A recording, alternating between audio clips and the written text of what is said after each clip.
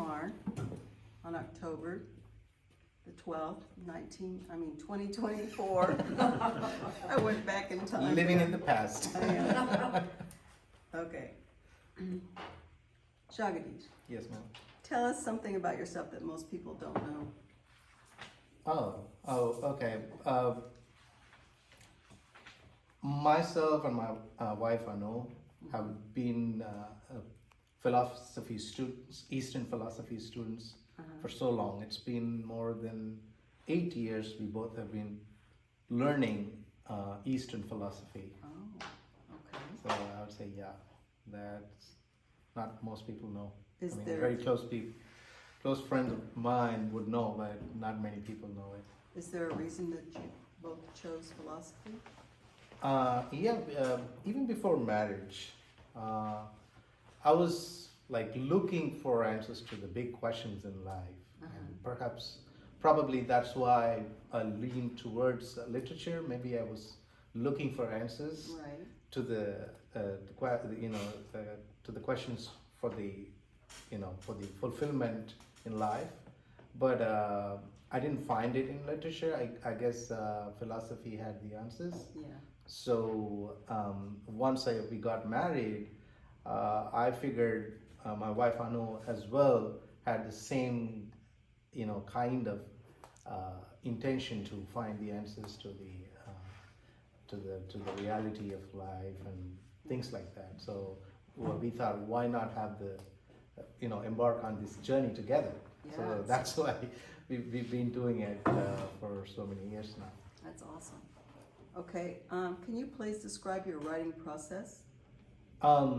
So there are two different things. One, my own writing, and then the other is translation, Okay. which I've been doing it a lot recently.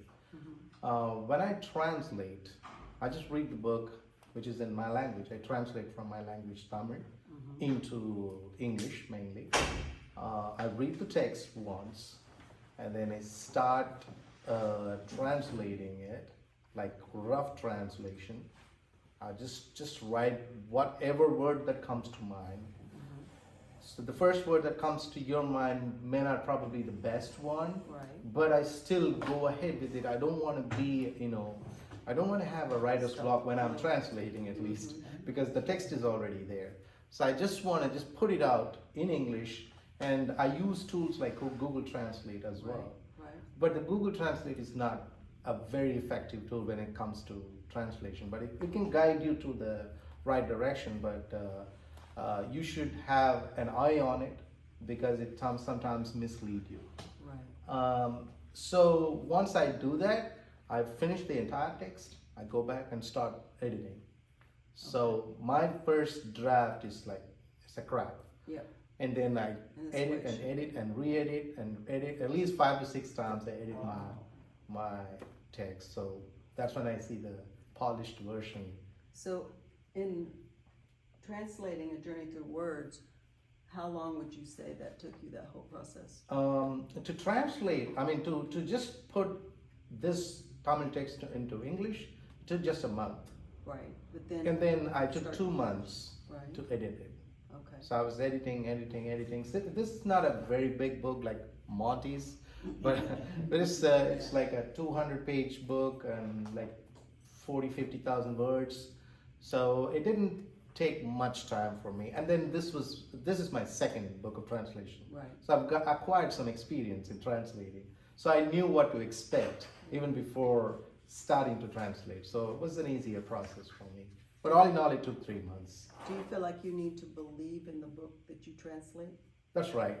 I mean, unless the first book of my translations, which I did last year, was a collection of short stories. Right.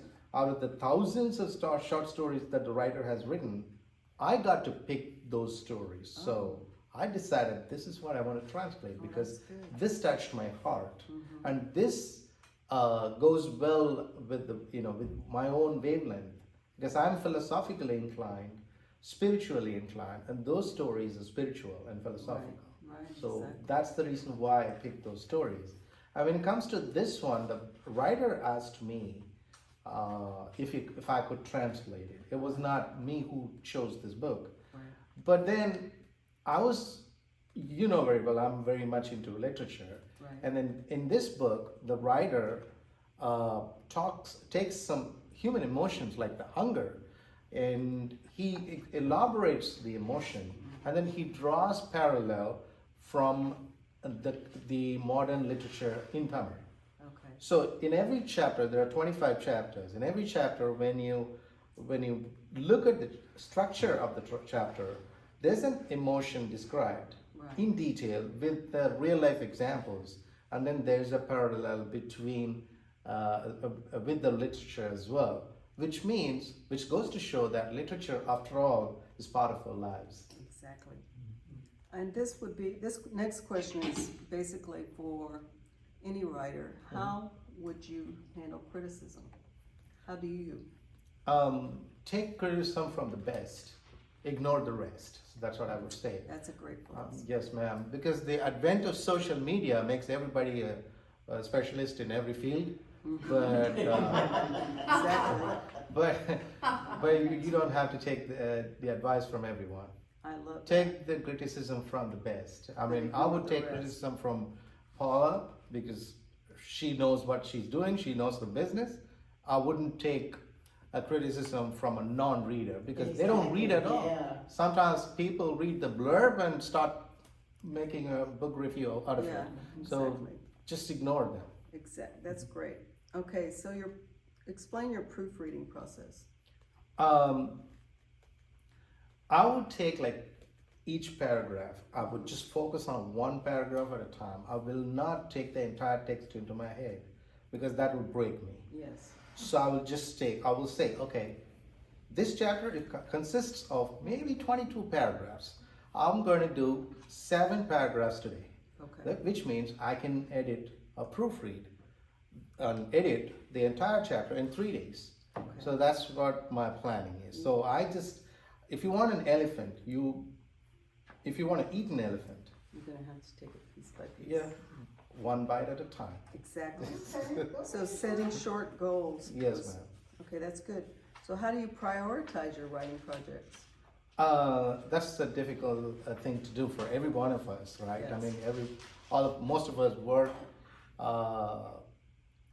Once I come back from school, we have some tea and watch some TV, and I go for a walk, and then shower, and by 7:30 we are done.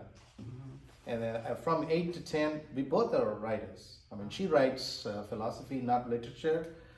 She's interested in Eastern philosophy, like me. We both are students, but she writes what she understands from what she listens from the masters. So she has a blog. So 2 hours we are together without talking to each other. Yeah, that's good. That's really good.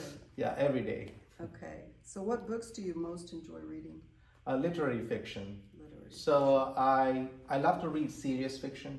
My favorite authors are not many people maybe are aware of those names. Kazuo Ishiguro from England. He's an English writer, but he was born in Japan. He's a Nobel laureate. Oh, okay. So beautiful books he has written now. He's one of my favorite. Orhan Pamuk is another one of my favorite. He's a Turkish writer. Ah. So I read serious fiction and literary fiction because the prose is so poetic. Mm-hmm. You don't read to finish the book. You just read to, process and enjoy and be one with the experiences that the writer gives you, right? Yes. So I love those kind of books. Having said that, I'm also a fan of Harry Potter. Ah. If you had a conversation with any author, living or dead, who would it be and what would you ask? Leo Tolstoy. Leo Tolstoy was a Russian master. He has written War and Peace and Anna Karenina, the greatest books ever written. And I don't know if I could speak even if I stand in front of him. I'm in awe of him. He's written 200 years ago, but reading his books, he's reading his writings, how this writer, does not fail to notice even a single bit of happening around him. He's just minutest details you can find it in his writing. So he's a great writer. Maybe I would say, teach me how to write. How to focus. How to Sounds focus. Like he has how to yeah. focus, for sure. Okay, so my last question for you is, what messages do you hope readers will take away from the books you write or translate? Wonderful. So I would just take the books which I'm going to write, because I don't think I'll be translating anymore. Okay. Currently, I'm on a translation project. It's a novel, but I decided not to translate anymore because I Okay. want to focus on my own fiction. Oh, good. So when my readers read my fiction, my novels, Mm-hmm. so what I want them to take away is how the characters transform in the end of the story.